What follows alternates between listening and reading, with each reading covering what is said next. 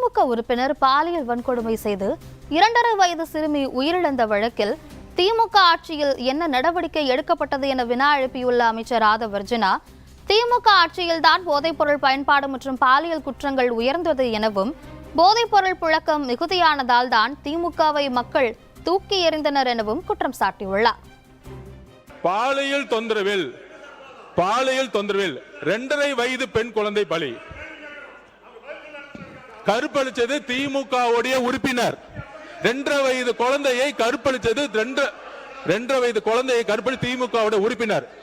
இதை பத்தி இதற்கு முன்பு டெப்டி சிஎம் இருந்த இன்றைக்கு எதிர்க்கட்சி தலைவர் 2.5 வயது குழந்தையை திமுக உறுப்பினர் கற்பழிக்க பொழுது என்ன பேசினார், என்ன நடவடிக்கை எடுத்தாங்க? அன்றைக்கு கொடுத்த டிஜிபி, அன்றைக்கு கொடுத்திருந்த எஸ்பிக்கள் கொடுத்த ஆதாரம் இது. போக்சோ வழக்கு கிட்டத்தட்ட 40-60% ஒவ்வொரு ஆண்டும் ஏறி இருக்கு. 2.5 வயது குழந்தையை கற்பழித்து திமுக உறுப்பினர்னு எஃப்ஐஆர் போட்டது உங்களுடைய அரசு தான். அதை தான் நாங்க பதிவு பண்றோம். அதனால இந்த போதை பழக்க வழக்கம்ங்கிறது 100 நாட்கள் உருவாக்கல, இதை அடித்தளத்தில் உருவாக்குனதே திமுக தான். அதனால்தான் மக்கள் உங்களை தூக்கி எறிஞ்சிருக்காங்க. உங்களுடைய தோல்விக்கான காரணம் போதை பழக்க வழக்கம்.